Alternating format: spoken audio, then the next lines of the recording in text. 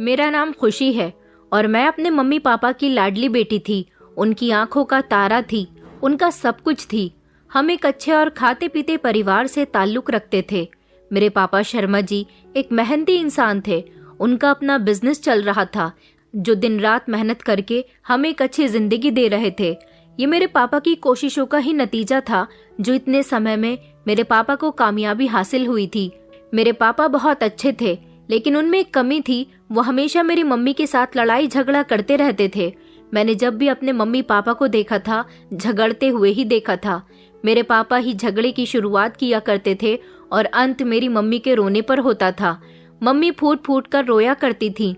बचपन में मैं इस बात को कभी समझ नहीं पाई थी कि आखिर उन दोनों के बीच झगड़ा किस बात पर हो रहा है। लेकिन जैसे जैसे मैं बड़ी होती गई तो मैं ये बात अच्छे से जान गई कि पापा सिर्फ मेरे लिए अच्छे हैं। वो मम्मी को अच्छा नहीं समझते, उन्हें मेरी मम्मी की कदर नहीं है।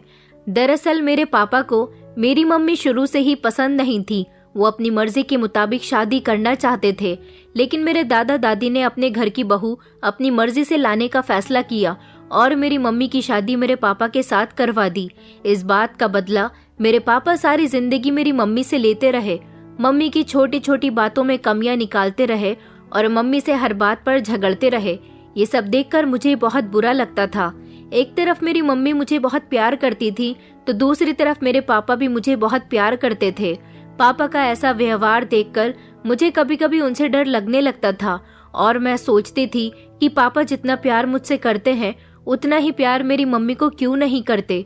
मेरी मम्मी की गोद मेरे लिए दुनिया का सबसे महफूज मुकाम थी। शुरू से ही मेरे माता पिता की ख्वाहिश थी कि मैं पढ़ लिख कर कामयाब बनूं और अपने पैरों पर खड़ी हो जाऊं। मेरे पापा ज्यादातर अपने बिजनेस में बिजी रहते थे। मुझे ज्यादातर समय और प्यार मम्मी से मिला था। मेरी जिंदगी में बहुत सारी खुशियां थी, लेकिन फिर धीरे धीरे सब कुछ बर्बाद होने लगा जब मुझे पता चला कि मेरी मम्मी बीमार रहने लगी हैं।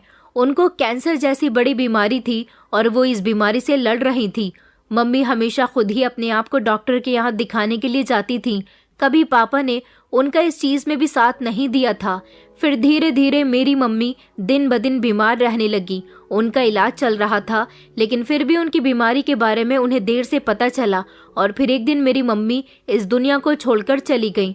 मम्मी के मरने का पापा को कोई अफसोस नहीं था, मगर उन्होंने मुझे तसल्ली दी थी। मुझे समझाया था कि सब कुछ ठीक हो जाएगा, तुम परेशान मत हो, अपनी मम्मी को ज्यादा याद मत करो। मैं उन्हें याद भला कैसे न करती। वो मेरी सगी माँ थी जिसने मुझे जन्म दिया था। पापा भले ही मम्मी से प्यार नहीं करते थे, लेकिन मैं तो उनसे बहुत प्यार करती थी और उन्होंने मुझसे अपनी ममता जाहिर करने में कभी कोई कमी ही नहीं छोड़ी थी। मेरे लिए मेरी मम्मी के बिना जीना दुश्वार हो चुका था। मैं उनके बिना जीना नहीं चाहती थी। बड़ी मुश्किल से मैंने खुद को संभाला था। फिर एक दिन एक ऐसा हादसा हुआ जिसने मेरी पूरी जिंदगी को हिलाकर रख दिया था, जो हमेशा के लिए मेरी खुशियों का दुश्मन बन गया। दुनिया में मेरी सबसे बड़ी खुशी मेरे माता पिता थे, जो मुझसे छिन गए, क्योंकि मेरी माँ की भले ही मौत हो गई थी, लेकिन पापा ने कुछ ऐसा किया था जिसकी वजह से वो मुझसे दूर हो गए। एक दिन मेरे पापा घर में एक दूसरी औरत को ले आए थे।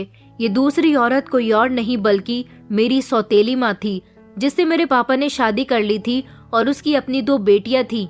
ये बात जब मुझे पता चली तो मेरे होश उड़ चुके थे।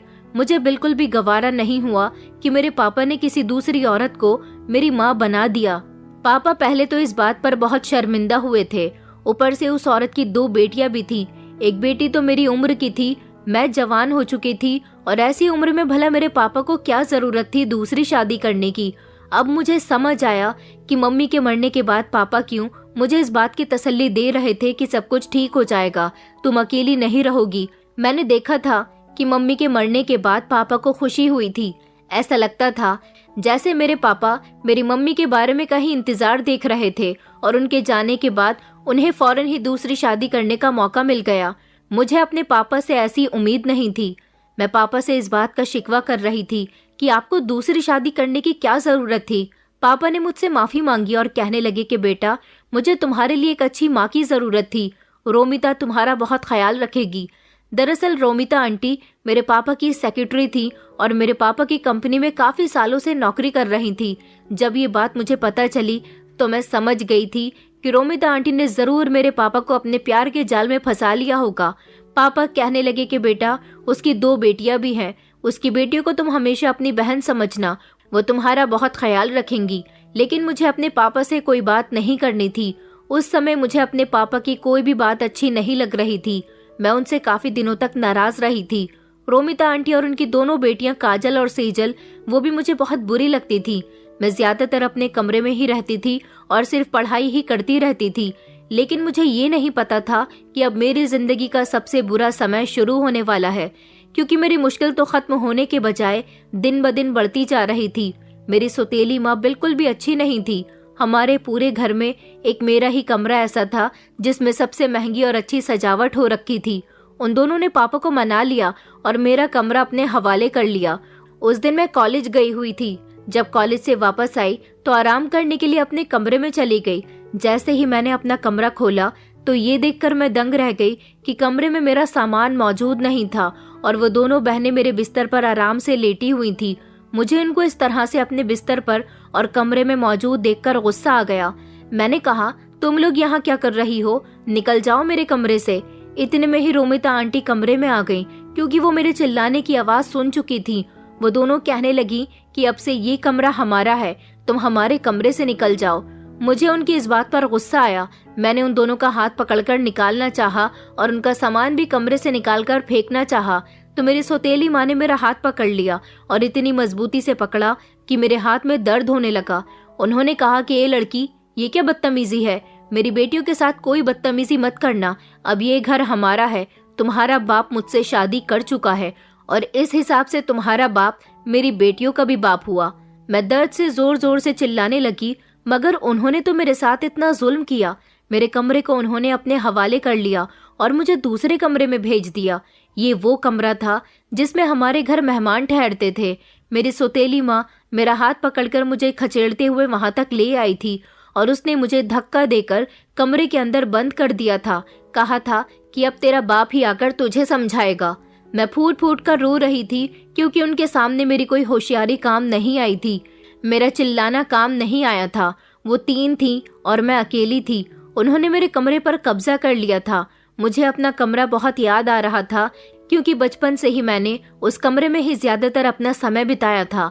जब पापा आए तो कमरा खोलकर कमरे के अंदर दाखिल हुए। मैं रो रही थी।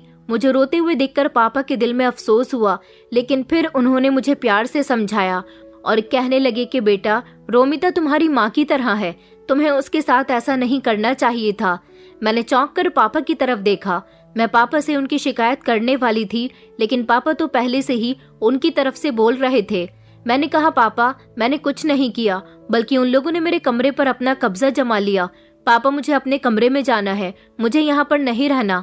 पापा कहने लगे कि बेटा, ये तुम किस तरह की बातें कर रही हो? अरे तुम खुद ही तो अपनी मर्जी से यहाँ आई हो। सेजल और काजल को तुमने परेशान करके रख दिया। वो दोनों बार बार मेरे पास आती हैं और कहती हैं कि अंकल, खुशी कहती है कि जब से तुम इस घर में आई हो, मुझे अपना कमरा भी अच्छा नहीं लग रहा। तुमने खुद ही तो अपना कमरा खाली किया था और मुझे तुम्हारी ये हरकत बिल्कुल भी अच्छी नहीं लगी कि तुमने अपनी माँ रोमिता और काजल पर हाथ उठाया। काजल को तो तुमने हाथ भी मोड़ दिया, वो बेचारी तकलीफ से चीख रही है। पापा की बातें सुनकर तो मैं हैरान रह गई थी। अब मुझे समझ आया था कि जो उन लोगों ने मेरे साथ किया था उसको बड़ा चढ़ाकर उन्होंने पापा को बता दिया था कि वैसा ही सुलूक मैंने उनके साथ किया। मुझे गुस्सा तो इस बात पर आ रहा था कि मेरे पापा ने उनकी बातों पर आसानी से यकीन कर लिया। जब मेरे पापा उनकी बातों में आ ही चुके थे तो मैं उनसे कुछ कह नहीं सकती थी, क्योंकि पापा को मेरी तकलीफ नजर नहीं आ रही थी। पापा ने उनके झूठे नाटक पर यकीन कर लिया था और अपनी बेटी की सच्ची हकीकत भी उन्हें दिखाई नहीं दे रही थी। इसलिए मैं रोने लगी और खामोश हो गई। पापा कमरे से निकल गए थे। उन्होंने कहा था कि तुम जितना उन लोगों के साथ मिलकर चलोगी, वो तुम्हारा उतना ही ख्याल रखेंगी। मुझे तो तुम्हारी माँ पर गुस्सा आ रहा है, जिसने तुम्हारी इतनी गंदी परवरिश की है। मुझे नहीं पता था कि तुम्हारा व्यवहार ऐसा है, तुम दूसरों के साथ दुर्व्यवहार करती हो। मुझे पापा की इस बात पर गुस्सा आ गया। मैंने उनसे कुछ नहीं कहा, लेकिन अपने मन में सोचा कि मेरी माँ बहुत अच्छी है। मेरी माँ ने मेरी परवरिश बहुत अच्छी की थी। खोट तो आप में है पापा, जो अपनी सगी बेटी को बुरा समझ रहे हैं और उन लोगों को बहुत अच्छा। मम्मी के मरने के बाद मेरी सौतेली माँ और उसकी बेटियां घर में आ गईं और उन लोगों ने मेरे पापा के साथ साथ मेरे घर की एक एक चीज को हथिया लिया था। मैं तो पहले ही बहुत सीधी साधी लड़की थी, मैं भला किसी से क्या कह सकती थी। मेरी तो इतनी हिम्मत ही नहीं होती थी कि मैं अपनी ही चीजों के लिए लड़ सकूं। और पापा तो पूरे के पूरे उन लोगों के हो गए थे। इसलिए मुझे लगता था कि मौत सिर्फ मेरी मम्मी की नहीं हुई बल्कि पापा की भी हो गई है, क्योंकि पापा जिंदा होते हुए भी मेरे नहीं थे। वो तो मेरे साथ परायों के जैसा बिहेव करने लगे थे। मैं कहती रही कि ये सब कुछ मेरा है, मेरी मम्मी का है, मगर मेरी सुनने वाला कोई नहीं था। मैं जो कभी इस घर की मलिका हुआ करती थी, अब मैं नौकरानियों की जैसी जिंदगी गुजारने लगी थी। मुझसे मेरी पढ़ाई भी छुड़वा दी गई थी। रोमिता आंटी का कहना था कि कोई जरूरत नहीं है तुम्हें पढ़ने की, घर के कामकाज देखो। तुम्हारी उम्र की लड़कियां घर में रहकर घर के सारे कामकाज संभालती हैं, और एक तुम हो जो सारा दिन कमरे में बंद रहती हो और पढ़ाई करती रहती हो। ये पढ़ाई लिखाई तुम्हारे कोई काम नहीं आने वाली है। अगले घर जाओगी तो कोई तुम्हारी माँ को तो कुछ नहीं कहेगा, सब लोग मुझे ही दुहाई देंगे कि तुमने इसे कुछ नहीं सिखाया। उन्होंने अपनी बेटियों का अच्छे कॉलेज में एडमिशन करवा दिया था, जबकि मेरी चलती हुई पढ़ाई भी रुकवा दी थी। इस सब में मेरे सौतेली माँ का ही हाथ नहीं था, बल्कि मेरे पापा भी पीछे नहीं थे। मेरे पापा से मेरी सौतेली माँ और उनकी बेटियां जैसा कहती वो वैसा ही किया करते थे। हालांकि उन्होंने कभी मेरी सगी माँ की तो कोई बात नहीं मानी थी। पापा ने भी मुझ पर पढ़ाई छोड़ने का प्रेशर डाला और उन्होंने कहा कि मैं तुम्हारे कॉलेज में फीस जमा नहीं करवाऊंगा, अब तुम्हें कॉलेज जाने की जरूरत नहीं है, क्योंकि मेरे पास इतना फालतू पैसा नहीं है जो तुम्हारी पढ़ाई पर बर्बाद करूं। बेटियों को पढ़ाना लिखाना नहीं चाहिए। ये शब्द मेरे पापा के थे, जो पहले कभी कहा करते थे कि मैं अपनी बेटी को कामयाब बनाऊंगा, लेकिन अब वो सब कुछ भूल चुके थे। मुझे मजबूरन उनकी बात माननी पड़ी थी, क्योंकि मेरे पास इस घर के अलावा कोई दूसरा ठिकाना नहीं था। मैं जानती थी कि अगर मैं यहाँ इन लोगों की मर्जी के मुताबिक नहीं रही तो ये लोग मुझे इस घर से भी निकाल देंगे और मेरे पापा खामोशी से अपनी बेटी को घर से निकलते हुए देखते रहेंगे, वो कुछ नहीं कहेंगे। जब मेरे पिता ही मेरे अपने नहीं रहे थे तो मैं किसी और से अच्छे की उम्मीद क्या रखती। मुझे अपनी मम्मी बहुत याद आती थी। मैं मम्मी को याद करके रोती रहती थी। घर के सारे कामकाज भी मुझे करने पड़ते थे। पापा तो निकल जाते थे सुबह ऑफिस के लिए, और उनके जाने के बाद इन लोगों का बर्ताव मेरे साथ बहुत बुरा होता था।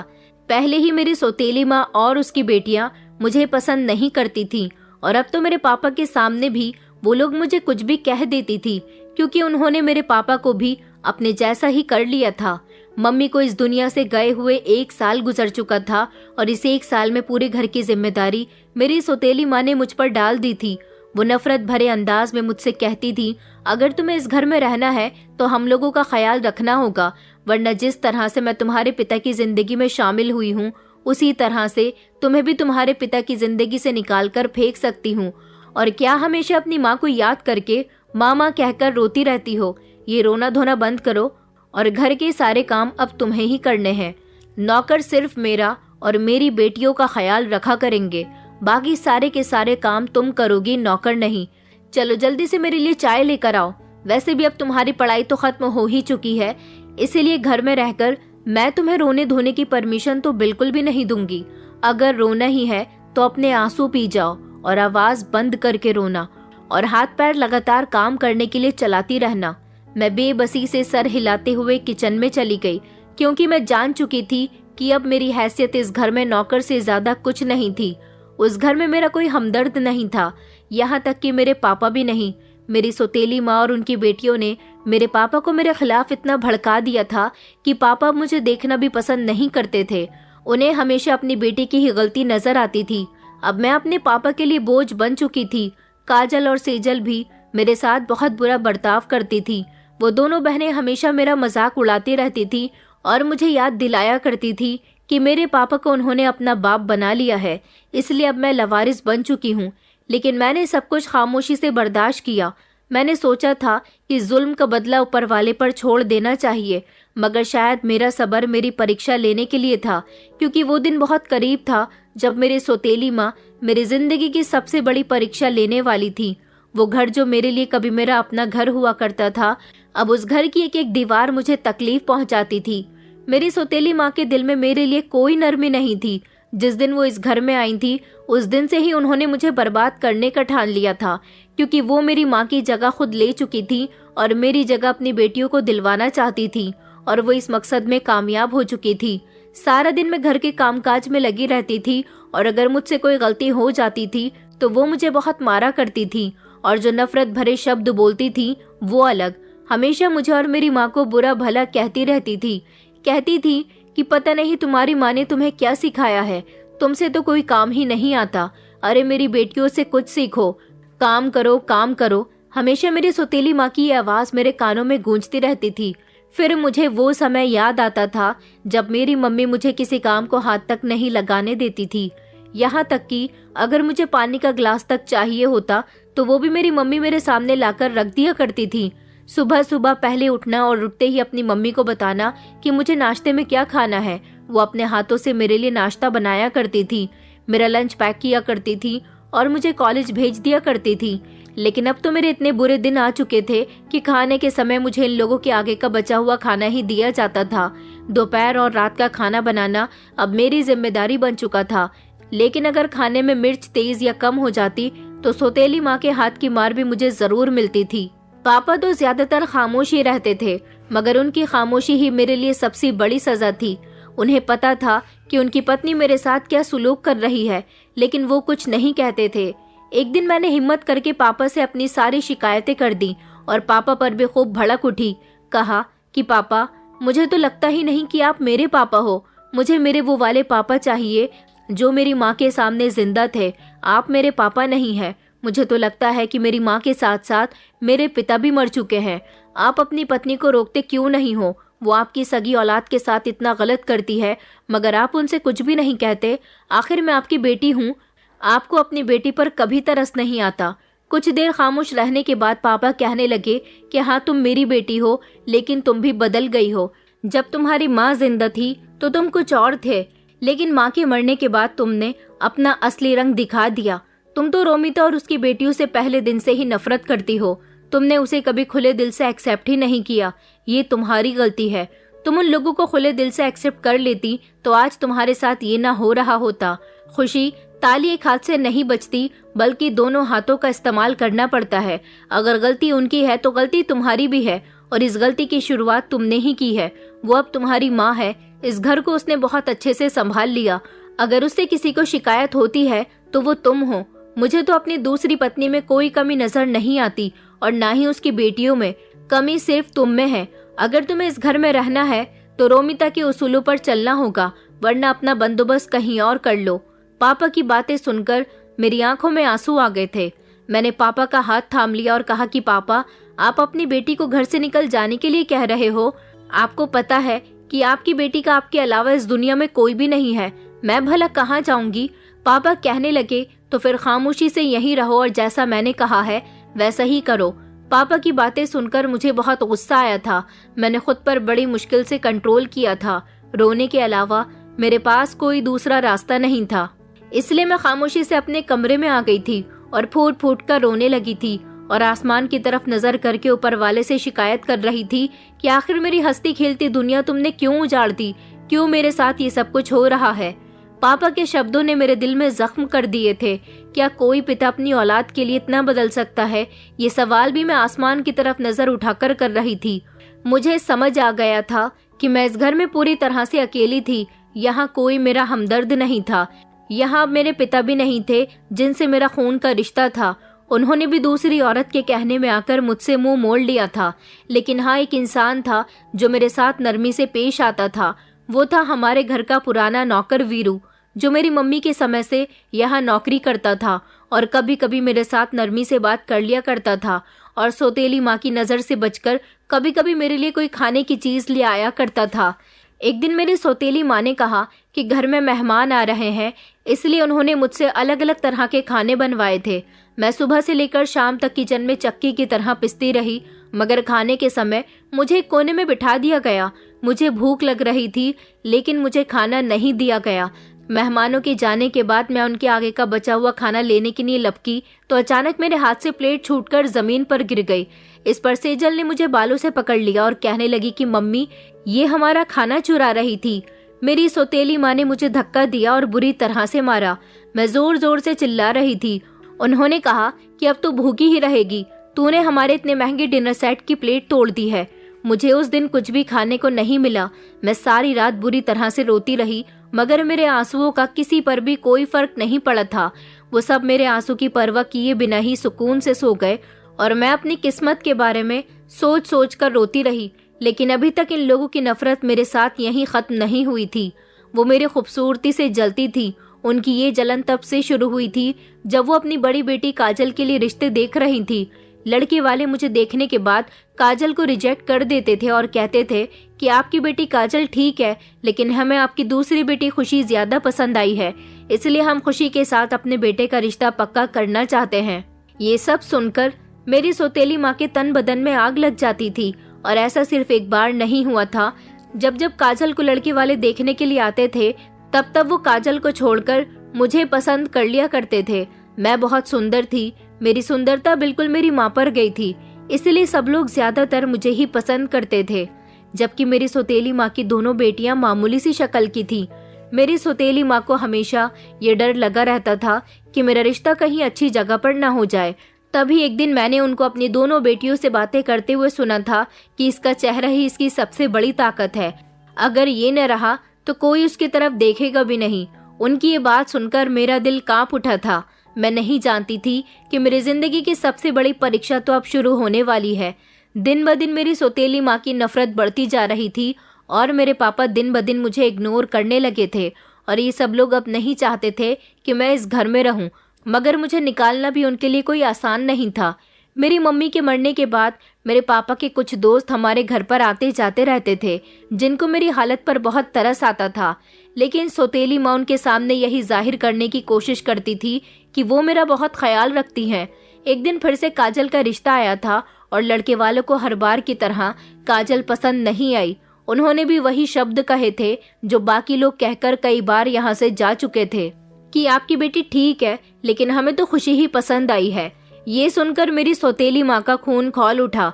जैसे ही मेहमान चले गए तो वो गुस्से से मेरे पास आई और मुझे बालों से पकड़कर कमरे के अंदर ले गईं और वहां जाकर उन्होंने मुझे खूब मारा। कहने लगी कि मैंने तुमसे कितनी बार कहा है कि मेहमानों के सामने मत आया करो, लेकिन मुंह उठाकर तुम उनके सामने आ जाती हो। तुम्हें तो मेरी बेटियों की खुशियों पर डाका डालने का बड़ा ही शौक है। तुम्हारी वजह से काजल के रिश्ते टूट रहे हैं। उन्होंने मेरे बालों को मजबूती से पकड़ लिया।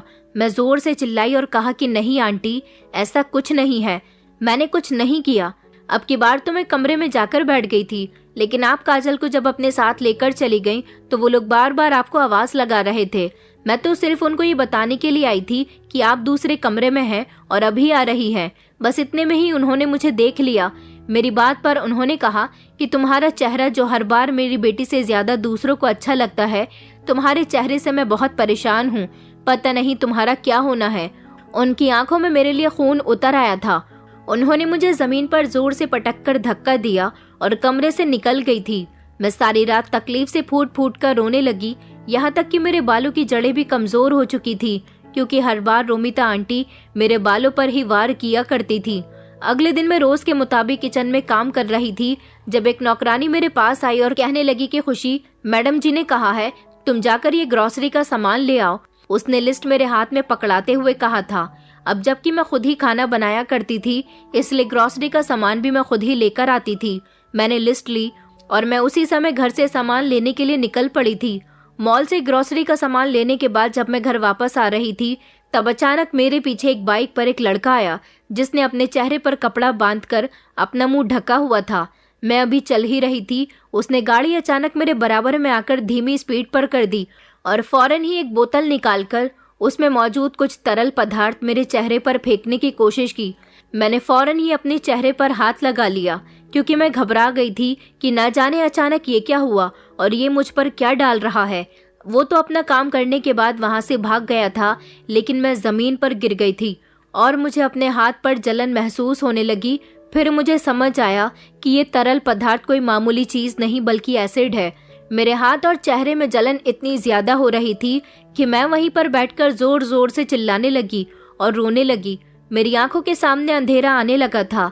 एसिड की ज्यादातर छींटें मेरे हाथ पर आ गई थी, कुछ छींटें चेहरे पर भी आई थी, कान और गाल की एक साइड पर और थोड़ी सी गर्दन पर, जहां मुझे इतनी तेज जलन महसूस हो रही थी कि मैं तड़प रही थी और मेरा हाथ बुरी तरह से झुलस गया था।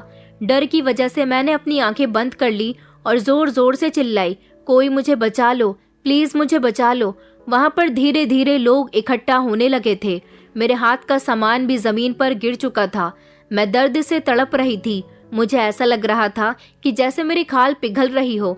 मैंने चेहरा बचाने की खातिर हाथ आगे किया, मगर मेरा हाथ भी बेकार हो गया था। मैं दर्द से चिल्लाती रही और फिर चिल्लाते चिल्लाते बेहोश हो गई। फिर जब मेरी आंख खुली तो मैं अस्पताल के बिस्तर पर मौजूद थी, क्योंकि जब मैं बेहोश हुई थी तो वहां के लोगों ने मुझे अस्पताल में भर्ती करवा दिया था। मैं अगर कोई हरकत करती तो मुझे बहुत तकलीफ हो रही थी। मेरा चेहरा और हाथ पैर सुन्न हो चुके थे। जब मैंने अपना दूसरा हाथ चेहरे पर लगाया तो मेरा हाथ कांप उठा था। मेरे हाथ और चेहरे पर पट्टी बंधी हुई थी। अस्पताल में मेरे साथ कोई भी मौजूद नहीं था।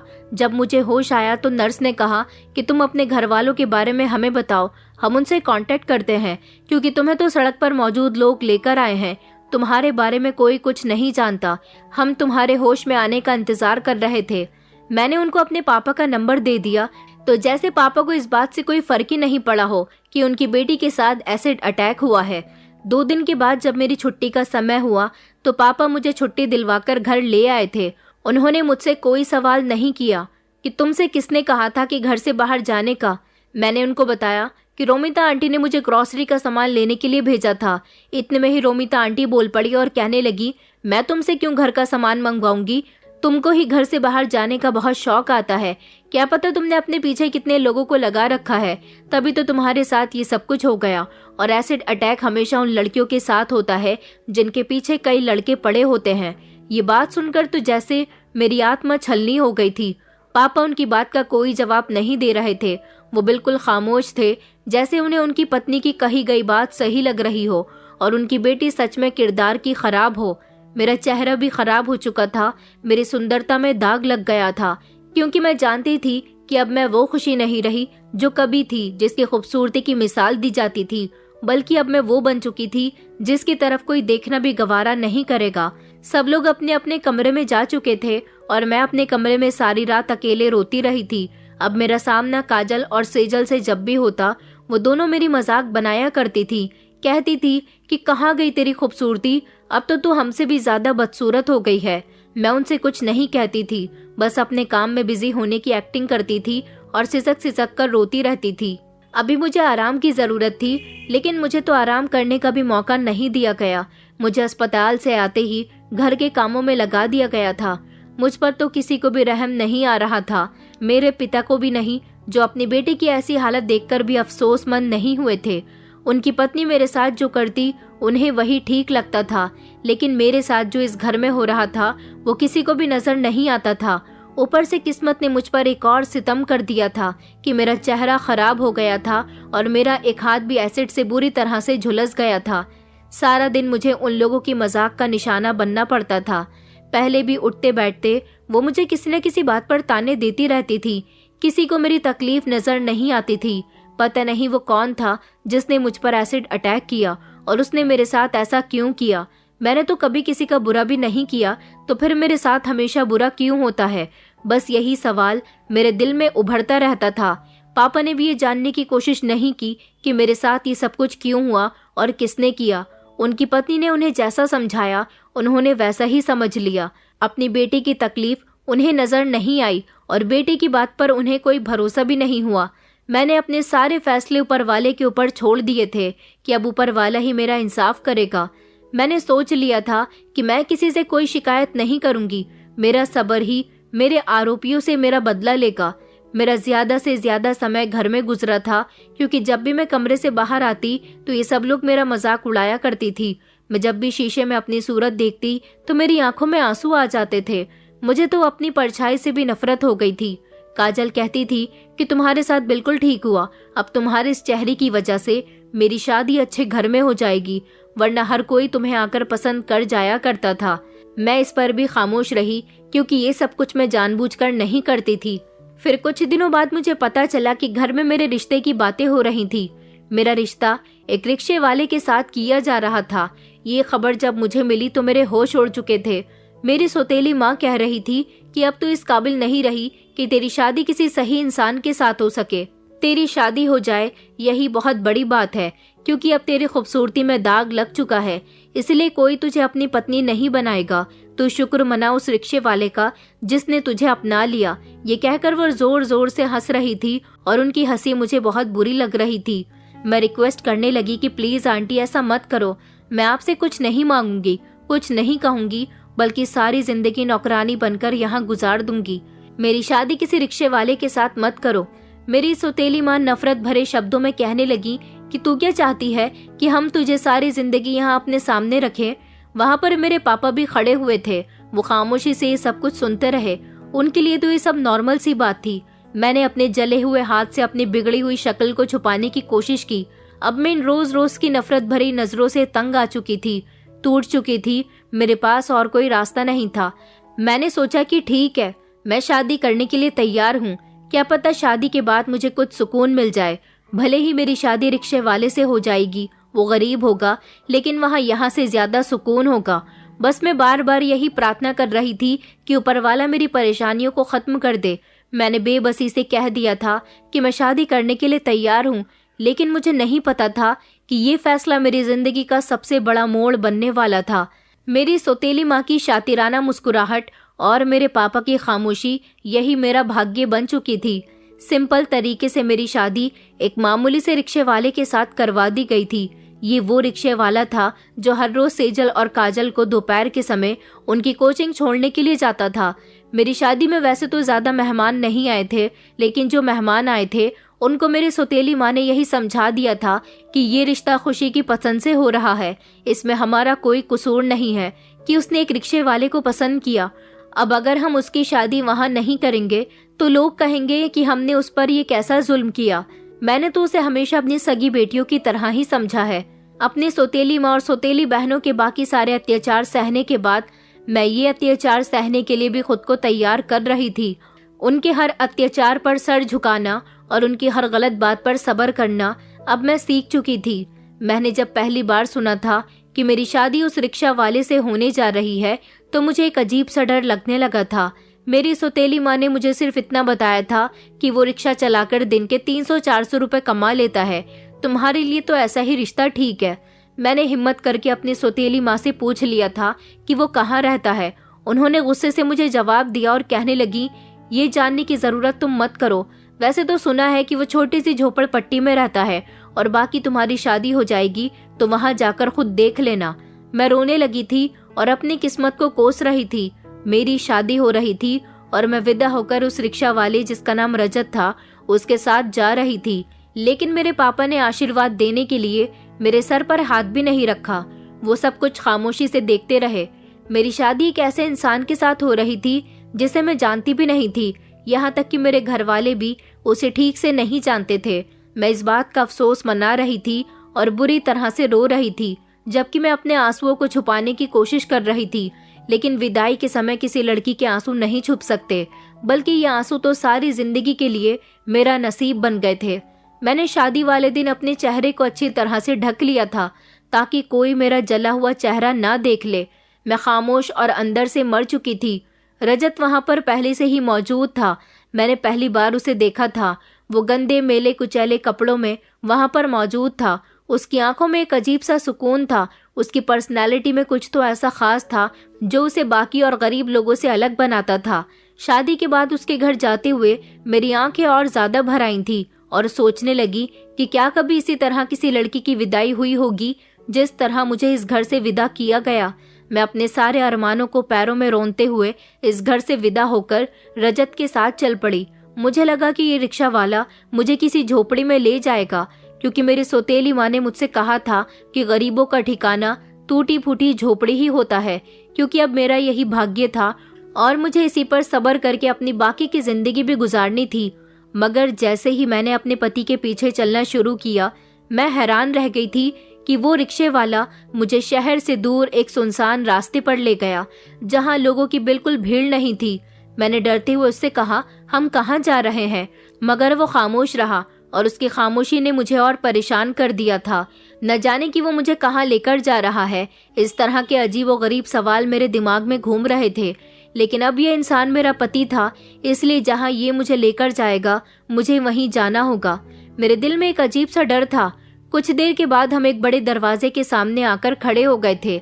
इस गेट को देखकर मेरी आंखें फैल गईं, क्योंकि वो गेट किसी नॉर्मल घर का तो नहीं था, वो किसी बंगले जैसी जगह थी। रजत ने दरवाजा खोला तो मेरी आंखें हैरानी से फटी की फटी रह गई थी। मुझे हैरानी में डूबा हुआ देखकर रजत कहने लगा, यहाँ क्यों खड़ी हो? तुम एकदम ख्यालों की दुनिया से वापस आई। तो वो मुझे अंदर ले गया। जैसे ही मैं अंदर पहुंची तो मैं हैरान रह गई, क्योंकि अंदर का नजारा मेरी उम्मीद से अलग था। क्योंकि मुझे ऐसा लग रहा था जैसे मैं कोई सपना देख रही हूँ। मैंने कहा, ये सब क्या है? तुम गरीब तो नहीं लगते। रिक्शे वाले ने मेरी तरफ देखा। न जाने उसकी आंखों में कौन सा राज छुपा हुआ था जो मैं जानने की हरगिज कोशिश कर रही थी। उसकी आंखों में मुझे मोहब्बत का समंदर दिखाई दे रहा था। वो मेरी तरफ देखते हुए कहने लगा कि अभी तो तुम्हें बहुत कुछ जानना बाकी है खुशी। जैसे ही मैं उस बंगले के अंदर दाखिल हुई, मेरे कदम रुक गए। मैंने सारी जिंदगी इतना बड़ा बंगला नहीं देखा था। रजत एक तरफ खामोश खड़ा हुआ था। मैंने हैरानी से अपने पति की तरफ देखा। मैंने सोचा कि शादी के बाद मैं किसी टूटी फूटी झोपड़ी में रहूंगी, जहां 2 वक्त की रोटी भी मुझे नसीब नहीं होगी। मगर ये जगह तो सपनों की जैसी थी, वो सपना जो मैं हमेशा देखा करती थी। मेरी हिम्मत नहीं हुई कि मैं आगे बढ़ूं, मगर रजत ने मेरे हाथ को अपने हाथ में थाम लिया और कहा कि डरने की जरूरत नहीं है, ये तुम्हारा ही घर है और तुम इस घर की मालकिन हो। ये शब्द सुनकर मेरे रोंगटे खड़े हो गए थे। मैंने कहा, मेरा? मगर तुम तो एक मामूली से रिक्शा चालक हो। उसने अपने मेले कपड़े उतारे। उसके बाद जो नज़ारा मेरी आंखों के सामने आया, उसने मुझे हैरानी में डाल दिया था। वो कोई मामूली इंसान नहीं था, बल्कि वो एक बहुत बड़ा अमीर इंसान था, जिसकी आंखों में गहरी सीरियसनेस के साथ साथ मुझे बहुत सारी मोहब्बत भी नजर आ रही थी। उसने अपने मेले कपड़ों के अंदर बहुत ही महंगे और खूबसूरत कपड़े पहने हुए थे। उसके अंदाज में किसी हीरो जैसी पर्सनैलिटी थी। उसने कहा, मैं एक रिक्शा चालक जरूर हूँ, मगर सिर्फ नाम के लिए। मैंने कहा, कौन हो तुम? मैंने हैरान होकर उससे पूछा तो उसने मुझे जवाब दिया, ये जानने के लिए तुम्हें कुछ सब्र करना होगा। इतना समझ लो कि मैं तुम्हें उस नर्क से निकाल कर लेकर आया हूँ जहाँ पर तुम रहती थी। उसकी बातें सुनकर मेरी आंखें हैरानी से फैल गईं। मैंने कहा, तुमने अपने लिए ही मुझे सिलेक्ट क्यों किया? इस दुनिया में और भी तो बहुत सारे लाचार लोग हैं, तुम उनको भी तो पसंद कर सकते थे। उसने कहा, खुशी, मैं तुम्हें पसंद करता था। मैं कई सालों से तुमसे मोहब्बत करता था, लेकिन जब मुझे पता चला कि तुम्हारे घर में तुम्हारे साथ क्या हो रहा है, ये जानकर मैंने फैसला कर लिया था कि अगर मुझे तुम्हें पाने के लिए अपनी पहचान बदलनी पड़ी तो मैं वो भी बदल लूंगा। दरअसल जब तुम कॉलेज जाया करती थी, मैं तब से ही तुम्हें पसंद करता था। मैं तुम्हारे मोहल्ले में अपने दोस्तों से मिलने जाया करता था। तुम मुझे बहुत अच्छी लगती थी। मैंने सोचा कि जब मैं अपने पैरों पर खड़ा हो जाऊंगा, तब तुम्हारे पापा से तुम्हारा रिश्ता लेने के लिए आऊंगा। मैंने तुम्हारी खातिर बहुत मेहनत की, क्योंकि मैं जानता था कि तुम्हारे पापा मुझ जैसे मामूली लड़के के हाथ में तुम्हारा हाथ कभी नहीं देंगे। तुम्हारी मम्मी के मरने के बाद मुझे पता चला कि तुम्हारे पापा ने दूसरी शादी कर ली है। उसके बाद मेरी नौकरी अच्छी जगह लग गई और फिर कुछ समय के बाद मैंने अपना बिजनेस कर लिया। मैंने सोचा कि अब मैं इस काबिल हो चुका हूँ कि तुम्हारे पापा का सामना कर सकूं। तुम्हारा हाथ मांगने के लिए मैंने अपनी फैमिली को तुम्हारे घर रिश्ता लेकर भेज दिया था। लेकिन जब मेरी फैमिली तुम्हारे घर गई तो तुम्हारे पापा और तुम्हारी सौतेली माँ ने इस रिश्ते से इनकार कर दिया। उन्होंने कहा कि मैं तुम्हारी सौतेली बहन से शादी कर लूं, मगर मेरे घर वालों ने इस बात की हामी नहीं भरी और कहा कि हमें तो आपकी बड़ी बेटी खुशी ही चाहिए अपने बेटे के लिए। इस तरह ये रिश्ता खत्म हो गया। फिर तुम्हारे ही मोहल्ले में रहने वाले मेरे एक दोस्त से मेरी मुलाकात हुई। उसने हमें पार्टी देने के लिए बुलाया था। दरअसल वो लड़का काफी समय से नौकरी ढूंढ रहा था। उसे कहीं नौकरी नहीं मिल रही थी। अचानक उसने कहा कि मेरी नौकरी भी लग गई और मेरी लॉटरी भी लग गई।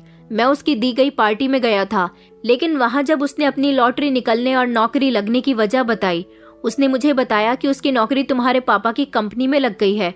और जब उसने हमें लॉटरी लगने के बारे में बताया तो इसका मतलब था कि उसने कोई ऐसा काम किया था जिसके उसे ढेर सारे पैसे मिले।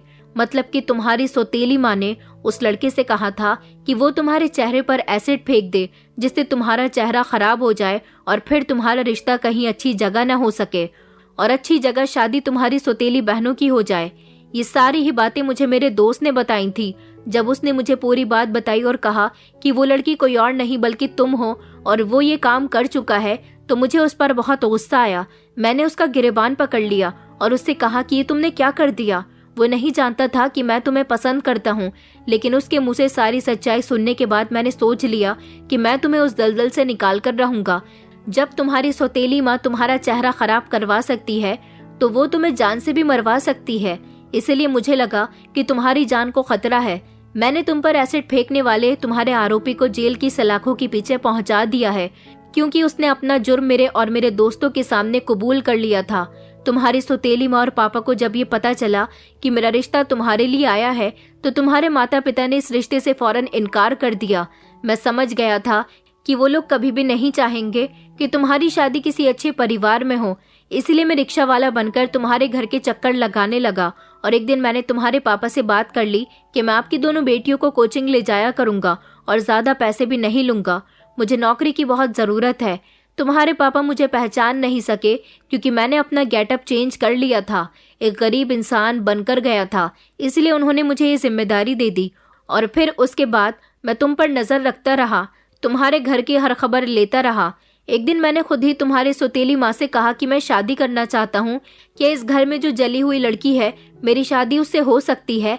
वैसे भी मैं बहुत गरीब हूँ, इसलिए मेरी शादी किसी ठीक लड़की से नहीं हो सकती। मैं पहले भी कई बार तुम्हारी सौतेली माँ से अपनी गरीबी का रोना रोता रहा था, इसलिए उसे यकीन हो गया था कि मैं बहुत गरीब इंसान हूँ। जब मैंने तुम्हारे रिश्ते की बात उनसे की तो वो फौरन मान गई और उन्होंने कहा कि जल्द ही तुम्हारी शादी मैं अपनी सौतेली बेटी के साथ करवा दूंगी। और इस तरह उन्होंने मेरी शादी तुम्हारे साथ करवा दी। लेकिन मैं सच कह रहा हूँ कि मैं तुमसे बहुत मोहब्बत करता हूँ और मैं तुम्हें उस नरक से निकालना चाहता था, इसलिए मैंने ये सब कुछ किया। मैंने तुम्हारे आरोपी को भी सजा दिलवा दी। अब तुम इस घर की मालकिन हो और तुम्हें यहाँ पर कोई तकलीफ नहीं पहुँचेगी। मेरे माता पिता दूसरे घर में रहते हैं। मैंने ये सब कुछ तुम्हारे लिए अरेंज किया है क्योंकि मैं तुम्हें बहुत खुश देखना चाहता हूँ। रजत की सारी बातें सुनकर मेरे होश उड़ गए थे, मेरी आंखों में आंसू तैरने लगे थे। मैंने कहा कि आप सच कह रहे हो। उसने कहा कि हाँ, मैं बिल्कुल सच कह रहा हूँ। भला मैं इस बारे में झूठ क्यों कहूँगा? मैंने कहा लेकिन अब तो मेरा चेहरा भी बिगड़ चुका है। जिस लड़की से तुम प्यार करते थे मैं वो लड़की नहीं रही। उसने अपने चेहरे पर एक अजीब सी मुस्कुराहट सजाते हुए कहा, लेकिन मैं तुम्हारे चेहरे से प्यार नहीं करता, मैं तुम्हारे दिल से और तुम्हारी मासूमियत से प्यार करता हूँ। मुझे ऐसा लग रहा था जैसे आज कई सालों के बाद मेरी जिंदगी में सबसे खुशी भरा दिन आया है। रजत के मुंह से मोहब्बत का इजहार सुनकर मैं बहुत खुश हुई थी, लेकिन मुझे अफसोस इस बात का था कि मेरी सौतेली माँ और पिता ने मेरे साथ अच्छा नहीं किया था। मैं कभी उनको माफ नहीं करूंगी। रजत ने कहा था कि मैं कभी तुम्हें तुम्हारे मायके नहीं भेजूंगा। क्या तुम ये सब जानने के बाद भी अपने मायके जाना चाहोगी? मैंने कहा मैं कभी वहां नहीं जाऊंगी। मैंने उन लोगों से सारे संबंध खत्म कर दिए क्योंकि उन्होंने मुझे बहुत तकलीफ दी है। और फिर उस दिन के बाद से ही मेरी जिंदगी में धीरे धीरे खुशियां आनी शुरू हो गईं। मेरा दिल जानता है कि मुझे रजत का साथ पाकर कितना सुकून मिला था। मैंने अपने मायके में रहकर हर जुल्म पर सब्र किया था और मुझे उम्मीद थी कि जिसने मेरे साथ बुरा किया है उसे सजा जरूर मिलेगी। रजत ने तो मुझसे यहाँ तक कि कहा था कि मैं तुम्हारी सौतेली माँ को भी सजा दिलवाना चाहता हूँ, लेकिन मैंने मना कर दिया। मैंने कहा कि उनको ऊपर वाला उनके किए की सजा देगा। मैं अपने पति के साथ बहुत खुश हूँ और मैंने अपने घर वालों को उनके हाल पर छोड़ दिया और उनसे सारे संबंध खत्म कर दिए। दोस्तों, उम्मीद करती हूँ आपको हमारी कहानी पसंद आई होगी। कहानी पसंद आई है तो वीडियो को लाइक करें, चैनल पर नए हैं तो चैनल को सब्सक्राइब करें और हाँ, नोटिफिकेशन बेल को जरूर दबाएं ताकि अगली अपडेट सबसे पहले आपको मिले।